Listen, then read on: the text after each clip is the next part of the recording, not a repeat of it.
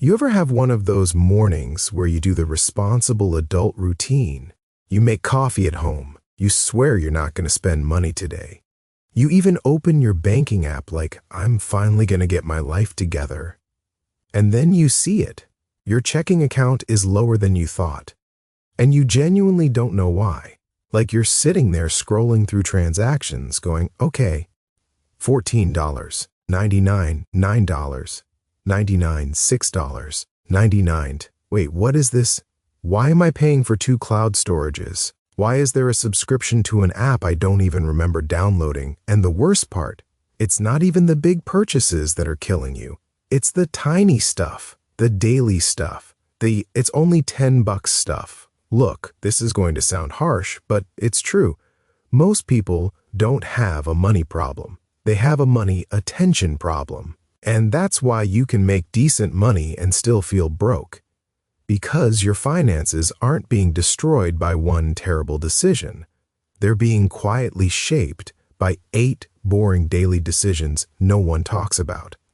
So today, I'm going to give you 8 small daily money moves that will make you financially literate in 2026. Without needing a finance degree, without staring at spreadsheets for fun, and without doing that thing where you start a budget for 3 days and then magically forget it exists. And I'm telling you right now, if you do only the first 2, you will feel the difference within a month. My name is Zach, and I spend way too much time thinking about relevant financial topic. If you're someone who described the viewer's financial struggle, make sure to hit the subscribe button and give this video a thumbs up if this helps you out. And yes, today's relevant financial topic is why smart people keep making dumb money decisions and how to fix it with daily systems. Here's the thing. In 2026, being financially literate doesn't mean you can explain what EBITDA is at a party. It means you can do 3 things consistently. 1. Control cash flow without feeling deprived. 2. Use debt strategically or eliminate it fast. 3. Invest automatically so future you stops getting robbed, and we're going to do that with daily moves. Because daily is where behavior changes.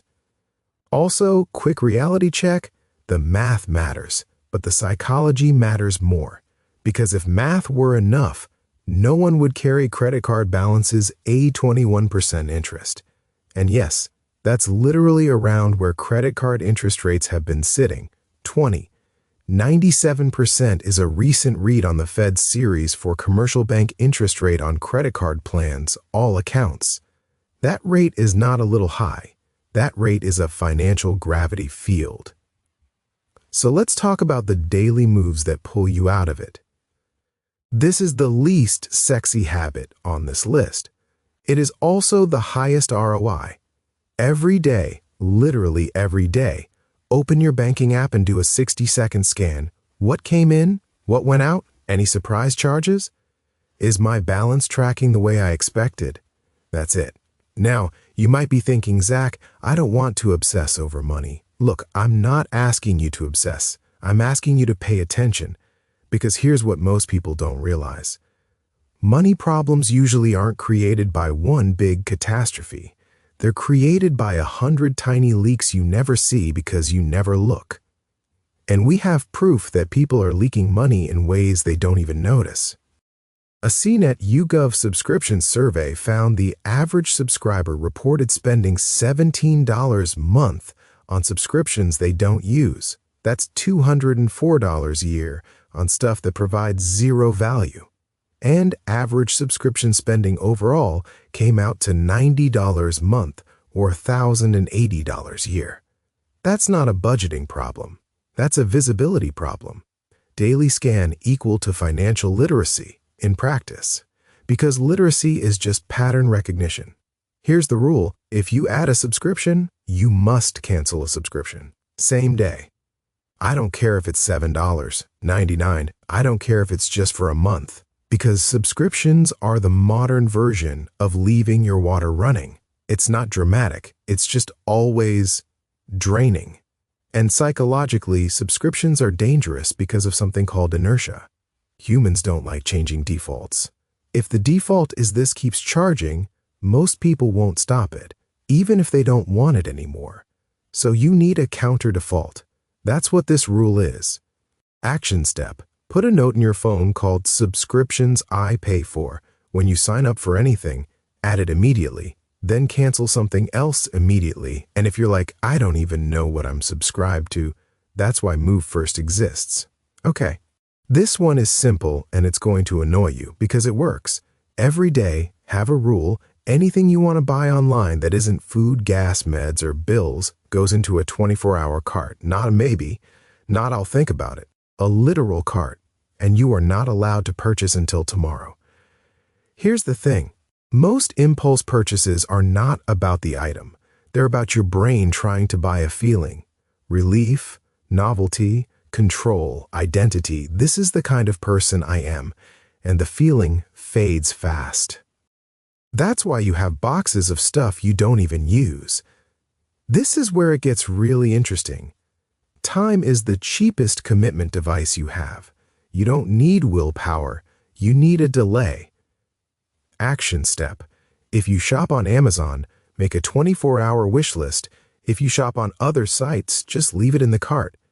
If it still feels like a yes tomorrow, fine, buy it. If not, you just saved money without budgeting. A lot of apps do roundups where they invest your spare change. Cool idea. But here's what most people don't realize. Roundups are often too small to change your life. They make you feel responsible without creating meaningful momentum. So here's the twist. Every day you spend money, you also transfer $1 to $5 to either a high-yield savings account, emergency fund, or a brokerage retirement account. Investing, tie it to spending so it becomes automatic behaviorally. Example, you buy lunch, transfer $3 to savings. You order something online, transfer $5 to investing. You grab coffee, transfer $2 to emergency fund. Zach, that's annoying. Yes, that's the point. It creates a tiny friction that makes you aware of spending while also building assets. Math example. Let's say you average $3 a day into investing. That's about $90 a month. Over a year, $1,080. Same scale as the subscription spending average CNET found. Except now it's going into your future instead of disappearing. If you have credit card debt, this move is non-negotiable. Every day you check two numbers. 1, your current balance. 2, your APR, because if your APR is near that approximately 21 range, you are not carrying a balance. You are renting money at luxury pricing. The Fed's credit card rate series shows approximately 97% in recent data. Here's a clean math example. If you have $5,000 on a card at 21% APR, your rough interest cost per year is $5,000 x 0. 21 equal to $1,050 year, that's about $87.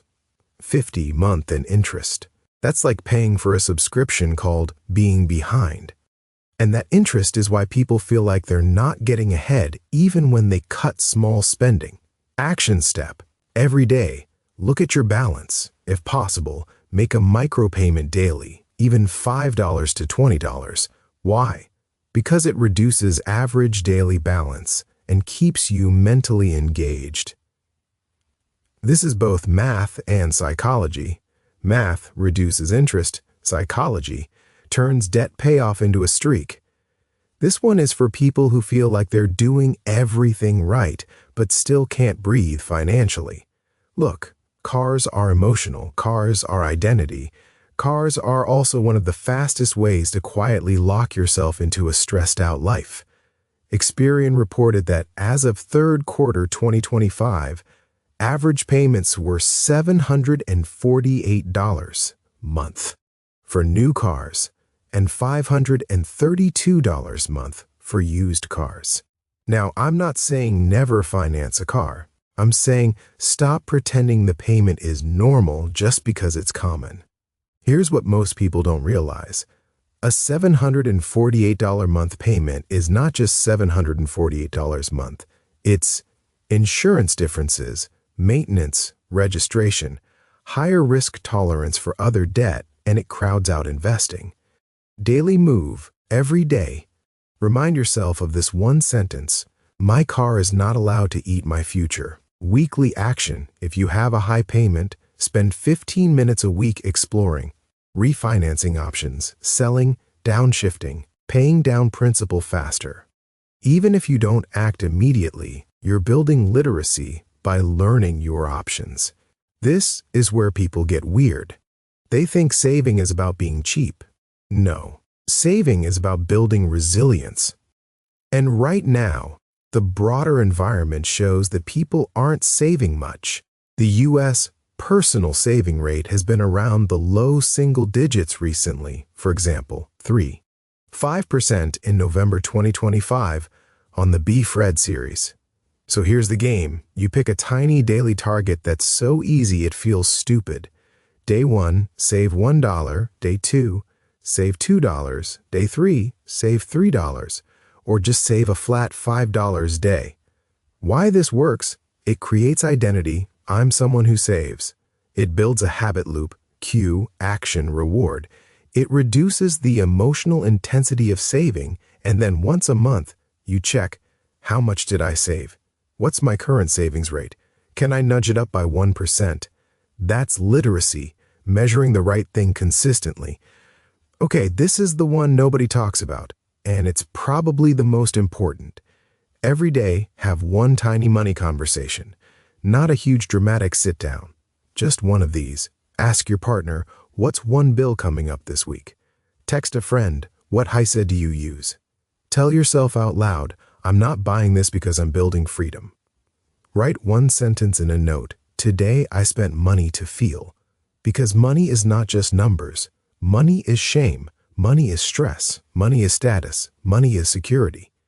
And if you don't talk about it, you don't process it. And if you don't process it, you repeat it. Here's the thing.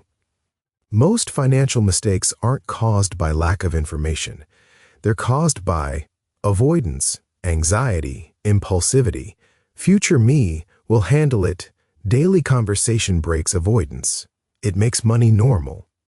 If you want a practical rhythm, here's a simple Zach-style routine. Morning, 2 minutes, 60-second money scan, 2-number debt check during the day, 24-hour cart rule, anti-impulse buffer transfer, $1 to $5, 1 subscription rule when you sign up for anything evening, 2 minutes, personal savings rate game microsave, 1 money conversation with partner friend yourself, car payment reality reminder.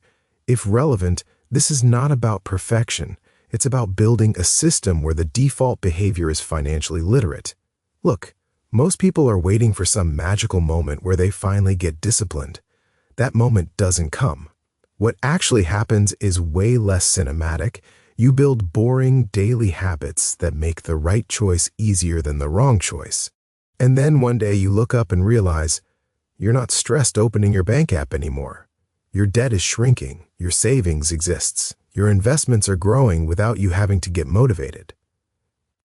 That's what financial literacy looks like in real life. If you want to become the kind of person who's actually calm about money in 2026, pick 2 of these moves and start today. Not Monday, not next paycheck, today. And if you want, comment 2026 and tell me which 2 you're starting with. I read those, and it also helps other people steal your good ideas. Subscribe if you want more money content that's math plus psychology, and I'll see you in the next one.